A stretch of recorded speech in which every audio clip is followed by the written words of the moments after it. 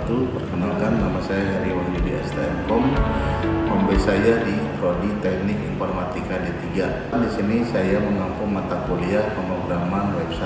Total SKS Web 1 ini terdapat 3 SKS. Pada Web 1 ini merupakan pengenalan dasar tentang pemrograman web yang ada di semester 1. Sehingga pada mahasiswa atau baru bergabung di kampus Teknik Madira ini akan dikenalkan tentang bahasa pemrograman Web 1 ini. Adapun CPL dari mata kuliah ini yaitu jadikan tenaga profesional bidang pemrograman web developer, kemudian data analis dan yang lainnya. Dan CPMK dari mata kuliah ini yaitu menjadikan mahasiswa bisa membangun sebuah website secara sederhana yang dapat diakses dimanapun dan kapanpun. Berikut saya lampirkan video pembelajaran tentang pemrograman Web 1.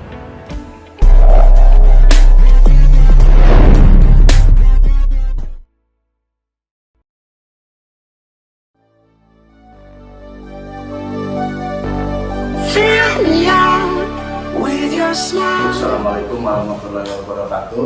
Waalaikumsalam warahmatullahi wabarakatuh. Nah, pertemuan hari ini kita akan membahas tentang PHP.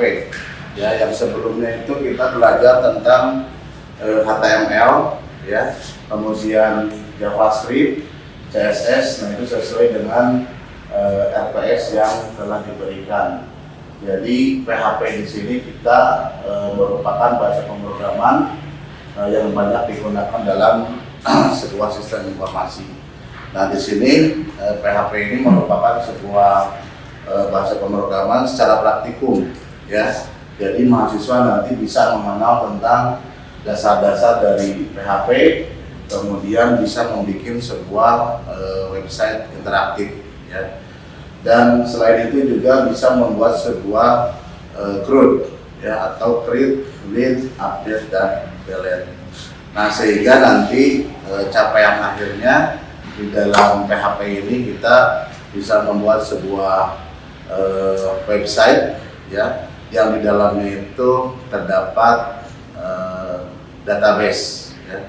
Di database-nya di situ nanti bisa dioperasikan, seperti bisa ditambah, bisa dirubah, bisa dihapus gitu. Nah, nanti itu adanya di dalam PHP di sini. Nah, baik, kita masuk ke dalam pengenalan dari PHP sendiri, ya. Jadi di sini PHP yaitu Hypertext Preprocessor.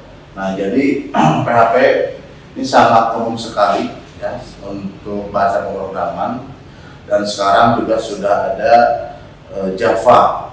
Jadi saingannya dengan Java. Tapi untuk PHP pun sekarang masih banyak perkembangannya juga.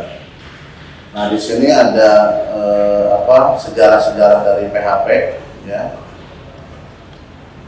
Nah, jadi dulu di abad ke-21 ini masih banyak sekali PHP yang PHP 4, ya, di sini. Nah, kemudian berkembang lagi dan seterusnya. Nah, jadi untuk PHP dasar ini, nah, kita harus mengenal dulu tentang HTML, ya, karena dia akan ada hubungannya antara HTML, CSS, JavaScript. Nah, terutama di HTML di sini script-script yang ada di HTML nanti akan sangat digunakan sekali di dalam PHP di sini. Oke, jadi untuk PHP ini syarat-syaratnya yaitu kita harus mempunyai server lokal, ya. Kalau kemarin di HTML kita langsung saja menggunakan browser, ya. Kalau misalkan di PHP di sini nanti kita harus membuat atau menyimpan datanya itu di server lokal. Nah, contohnya misalkan kita menggunakan XAMPP. Jadi silakan nanti Anda download dulu XAMPP-nya, ya. Nah, setelah di-download, nah, maka nanti si data-data yang ada di dalam server lokal tersebut atau data yang kita buat semuanya di dalam localhost gitu ya, untuk memanggilnya. Nah, sehingga nanti datanya itu kita bisa menggunakan lagi di komputer lain atau di laptop lain. Nah, terus setelah Anda menggunakan atau mendownload XAMPP-nya, nah kita bisa mencoba untuk menggunakan script atau elemen dasar dari PHP-nya sendiri ya. PHP-nya contoh misalkan di sini saya tulis. Nah, contoh misalkan di sini kita gunakan ini ya. Nah, jadi ini adalah script dasar dari PHP. Nah, jadi kalau misalkan kemarin itu kita menggunakan HTML, kemudian JavaScript ataupun CSS, nah ini berbeda dengan PHP. Contoh misalkan untuk menampilkan itu kita gunakan fungsi echo. Nah, tetapi ini semuanya ingat disimpan di dalam sebuah server lokal, gitu ya. Sehingga nanti dipanggilnya pun di browsernya localhost, kemudian nanti nama foldernya. Ya, jadi misalkan nama foldernya apa? Contoh misalkan belajar PHP. Nah, terus nanti nama filenya apa? Misalkan lat1.php. Nah, jadi untuk memanggilnya kita gunakan ini. Ya, kalau misalkan Anda sudah mendownload atau menginstal XAMPP-nya, nah berarti untuk memanggilnya kita gunakan fungsi localhost ini. Nah, kemudian yang ini lokasinya, ya. Lokasi ini adanya di dalam htdoc. Nah, gitu. Jadi ini untuk server lokalnya, ya ini folder yang ada di dalam htdoc-nya. Kemudian ini adalah nama file yang kita buat. Nah, itu contoh dari script dasar dari PHP sendiri, ya. Oke, nah selanjutnya setelah Anda mengambil atau memanggil filenya, kita coba misalkan di sini untuk mempraktekkan script-script yang ada di dalam PHP-nya sendiri. Nah, contoh di sini di dalam modul first. Nah, jadi di sini kita tambahkan tulisan hello world. Ya. Kemudian yang H1 di sini berarti itu mengambil dari fungsi dari HTML-nya. Ya. Jadi kan sudah dipelajari tentang script HTML. Ya. Jadi silakan nanti kalau misalkan lupa lagi script dasarnya, Anda bisa flashback lagi untuk HTML-nya. Nah, sekarang silakan Anda coba yang latihan 1 ya, tentang tampilannya Hello World. Silakan dicoba. Fill me out with a flame. I will let you in this game. Take me out when I'm down. 'Cause with you I'm saving some, saving some, saving some, saving some, saving some.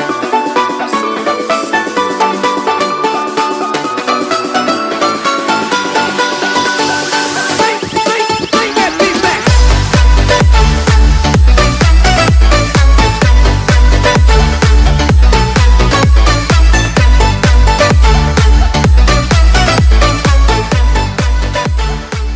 Oke, kita lanjut lagi.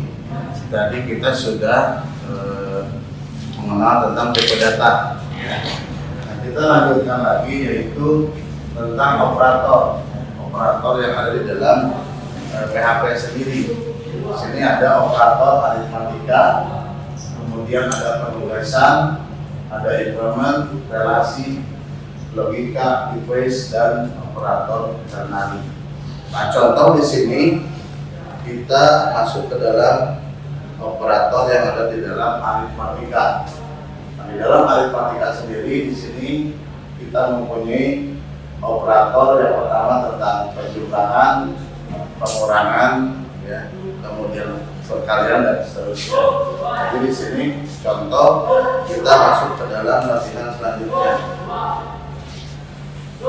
Nah ini, dalam latihan ini kita memasukkan bagaimana ada fungsi, ya, ada pengoperasian. Contoh di sini tadi kan untuk variabel itu kita simbolkan dengan dolar. Nah kita tambahkan variabel A-nya sama dengan 5, variabel B-nya sama dengan 2.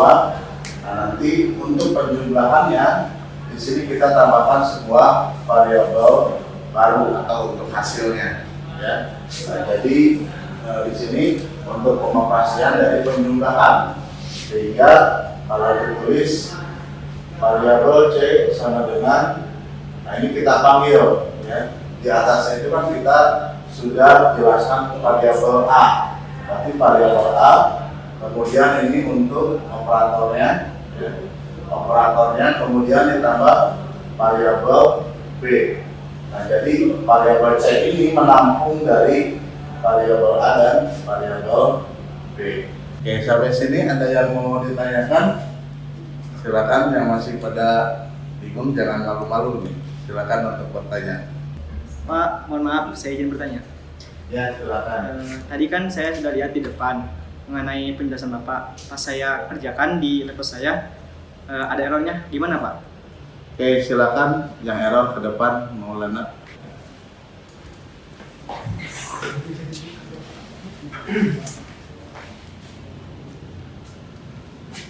Oke, nah ini untuk yang Maulana, errornya ini Anda kurang jeli, ini titik komanya ini kurang, ya. Nah jadi ingat kalau di PHP itu titik koma itu sangat penting sekali. Kalau di HTML itu berbeda, ya bisa aja dia jalan, tapi kalau di dalam PHP itu nggak bisa, gitu, ya. Terima kasih Pak. Ya.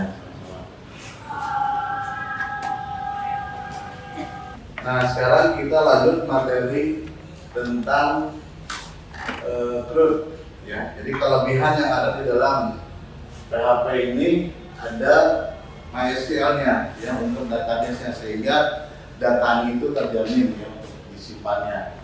Nah, di dalam code ini tadi yang sudah dibahas itu ada create, update, dan delete.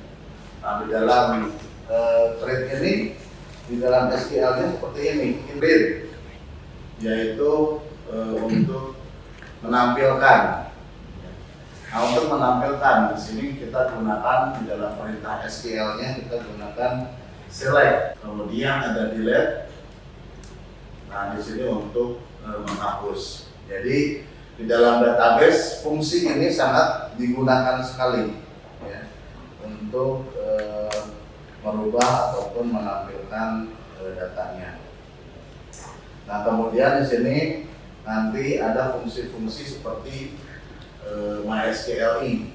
Nah, ini digunakan untuk perintah SQL ke dalam database-nya. Jadi menghubungkan bagaimana SQL sendiri ke dalam sebuah database. Nah, di sini nanti ada scriptnya. Variabel result nanti untuk nama variabelnya di sini bebas saja, ya. Nah, silakan nanti Anda coba.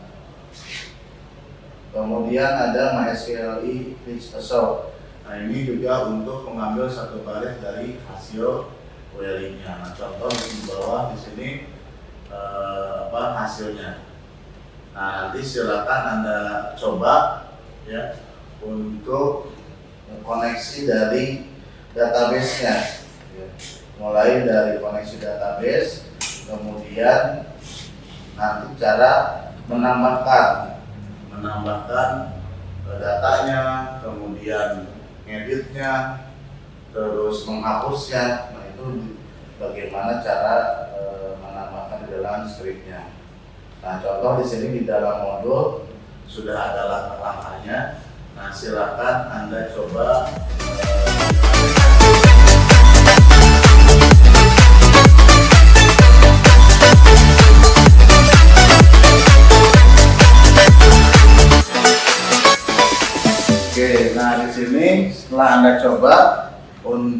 pelatihannya. Nah, coba siapa yang bisa menjelaskan skrip yang ada di dalam modul ini? Silakan. Saya Pak. Ya, silakan ke depan. Pak, di sini kan ada config.php apa yang untuk menghubungkan ke si database-nya. Ya. Nah, di sini tuh ada database host-nya. Database host-nya itu localhost. Terus ada database name itu nama database kita di Excel-nya. Nah, di sini itu nama itu root_db. Kemudian ada database username. Database username-nya itu root di Excel-nya. Terus ini ada untuk passwordnya. Passwordnya itu di password, jadi nggak ada passwordnya. Terus di sini baru dipanggil MySQL, kemudian MySQL Connect. Langsung masukin variabel semuanya Pak, supaya terpanggil. Ada database host, name, username, sama passwordnya. Oke, terima kasih Kasir Plus. Oke, terima kasih buat Linda sudah menjelaskan tentang koneksi dari sebuah database. Nah, itu tadi yang dijelaskan itu sudah benar, ya. Jadi itu merupakan sebuah koneksi dengan nama filenya config.php. Nah, untuk tugasnya gimana? Sudah? Sudah. Nah, silakan dipresentasikan ke depan ya.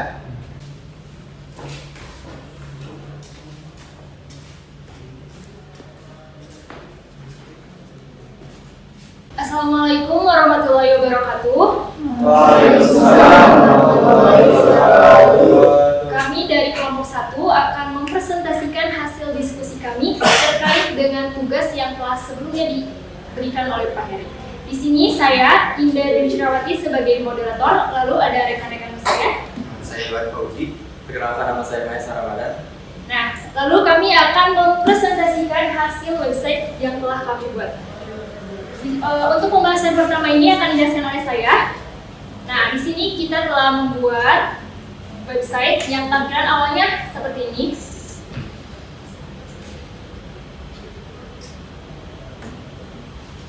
Nah, lalu untuk tampilan yang ada di form pendaftaran bisa kita lihat. Nah, di sini ada form yang harus kita isi, yaitu terkait dengan identitas mahasiswanya. Di sini saya akan mencoba untuk mengisi.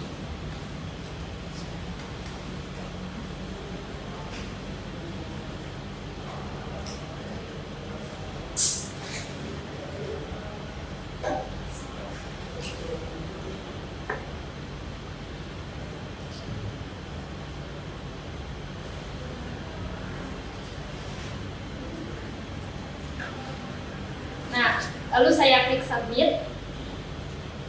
Lalu ini datanya akan muncul di data pendaftar bagian ini.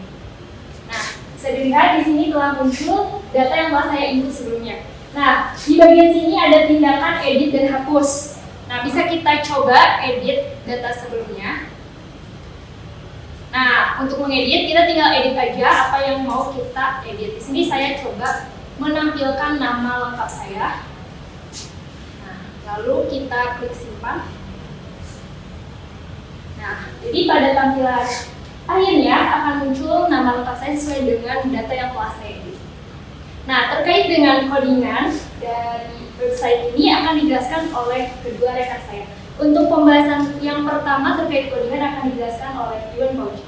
Kepadanya kita silakan. Baik, di sini saya akan menjelaskan tentang program dari rancangan yang telah kami buat. Di sini bisa dilihat kami telah membagi beberapa file codingan ke dalam beberapa folder. Fungsi dari pembagian ini adalah agar dalam proses pembuatannya dan dalam proses pembacaannya agar lebih dipermudah lagi. Di sini ada function, di mana fungsi function ini menampung beberapa file PHP yang berfungsi untuk melakukan proses pemanggilan database. Bisa dilihat di sini kita punya folder model PHP yang dimana fungsinya adalah untuk menghubungkan aplikasi yang kita buat dengan database-nya. Di sini terdapat MySQL Connect yang berfungsi untuk mengkoneksi database, dan di mana terdapat beberapa variabel yang menampung data seperti server, user, password, dan nama database-nya. Kita menggunakan luar underscore post karena pengirimannya kita menggunakan phone post. Lalu selanjutnya ada SQL insert into yang merupakan perintah untuk menginputkan data ke database. Lalu setelah ada perintah insert, di bawahnya adalah perintah untuk mengeksekusinya. Jika proses pengeksekusian berhasil, maka akan langsung mengembalikan status sukses, dan jika tidak akan gagal. Selanjutnya, setelah proses create ada proses update. Proses update ini kurang lebih sama seperti create, yang membedakannya adalah di mana SQL-nya adalah perintah untuk update, bukan insert into. Kurang lebih untuk perintah pengecekannya juga sama. Jika berhasil akan ada status berhasil, dan jika gagal akan ada perintah jika program tersebut gagal.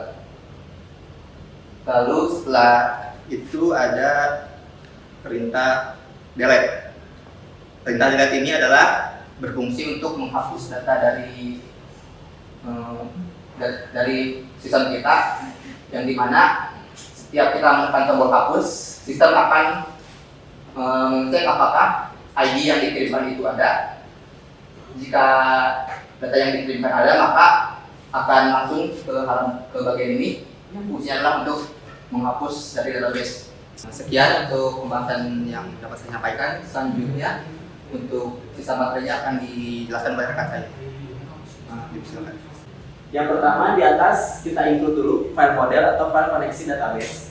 Terus di sini ada perintah query SQL yang berupa select all from calon mahasiswa, yang artinya mengambil semua data dari si database calon siswa.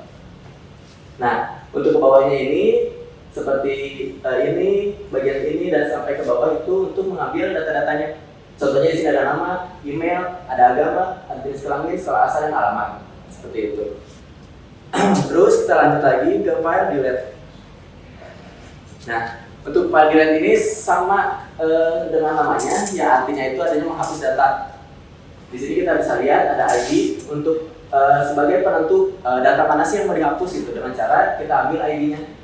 Bahwa misalkan di sini kita buat fungsi baru delete, di sini ada fungsi delete yang dipakai, lalu parameternya adalah ID yang mana yang akan dihapus. Di sini ada perintah SQL-nya, ada delete from calon siswa, where ID sama dengan ID yang dimasukkan di fungsi di atas. Di sini juga ada untuk tampilannya. Yang pertama, jika berhasil akan menampilkan ini, jika gagal atau error akan menampilkan ini. Seperti itu. Nah, setelah bagian backend atau bagian fungsi, kita akan menjelaskan juga bagian views-nya. Di sini ada beberapa file views. Yang pertama ada index. Tidak akan terlalu detail, tapi intinya bahwa di sini akan include layout. Terus di bawahnya akan ada penjelasan kayak seperti ini, deskripsi untuk bagian index yang tadi dijelaskan oleh teman saya di bagian frontend. Yang kedua ada form edit, form daftar dulu ya. Nah, form daftar ini terdiri dari beberapa layout sama seperti file index. Nah, di sini ada berupa form ya. Di sini ada berupa form yang tadi dipraktekkan oleh teman saya. Di sini ada kita isi jenis kelamin, ada isi seperti ini, ada pilihannya jenis kelamin laki-laki atau perempuan. Di sini ada asal sekolah, ada alamat. Nah, ini tuh diisi di bagian frontend yang nanti akan dimasukkan ke bagian backend di fungsi create ya, si data-datanya itu. Lanjut ada form edit. Form edit ini fungsinya sama seperti namanya, yaitu untuk mengedit data yang sudah ada. Seperti yang tadi dipraktikkan juga, ada tombol tindakan edit, tinggal pencet edit, nanti si ID-nya bakal menyesuaikan dengan data-datanya yang ada di sini. Nanti teman-teman tinggal masukkan apa yang mau di edit atau mau diubah. Selanjutnya ada list siswa. Di sini seperti yang tadi dipraktikkan juga ada nama seperti email, agama, jenis kelamin, sekolah asal, alamat, sama tindakan. List siswa ini berupa tampilan yang akan menampilkan semua data yang pernah dimasukkan ke dalam database. Mungkin seperti itu penjelasan dari saya. Sekian dan terima kasih. Sekian presentasi dari kami dari kelompok 1. Terima kasih kepada rekan-rekan semuanya yang telah memperhatikan dan terima kasih juga kepada Bapak Heri. Untuk selanjutnya, apabila ada yang kurang paham terkait dengan apa yang telah kami jelaskan, bisa langsung ditanyakan. Maaf, izin bertanya. Saya perwakilan dari kelompok 2, izin bertanya mengenai di file list siswa di line 47. Di include itu penggunaan titik 2 untuk apa? Terima kasih. Untuk 47 yang include, untuk include ini merupakan fungsi untuk menggabungkan dari antara satu file dengan file yang lainnya. Jadi disebutkan kalau kita membagi file ini ke dalam beberapa folder. Include ini adalah perintah untuk menggabungkan. Dalam fungsi include ini adalah alamat dari file yang ingin digabungkannya. Karena kita ingin menggabungkan file yang ada di folder view dan function, maka untuk perintah titik-titik ini untuk kita keluar dari halaman dari folder view dulu, lalu function kita masuk ke folder function, dan setelah itu kita memanggil file dan PHP. Kurang lebih seperti itu. Terima kasih atas pertanyaannya Mbak Fauja. Izin menjelaskan bahwa di sini itu ada perbandingan berupa if ya, if dan juga di sini ada fungsi dari. Di sini juga ada vektor. Yang akan saya jelaskan sekarang dari pertanyaan Fauja. If db itu artinya tanda seru itu artinya bukan atau misalkan tidak sesuai dengan apa yang mau diambil. Di saat si koneksi servernya gagal, misalkan saya di sini masukin password salah atau misalkan username salah, atau misalkan si database-nya salah, si nama database-nya salah, maka si fungsi ini tuh, si if ini tuh akan bereaksi. Yang pertama ini ada die. Perintah die ini tuh artinya mematikan script. Di saat ada perintah die, misalkan di dalam if, maka script akan berhenti di sini. Maka script akan berhenti di line 10. Seperti itu. Nah, terus kenapa di sini apa yang kita seru? Atau misalkan kenapa di sini return db aja?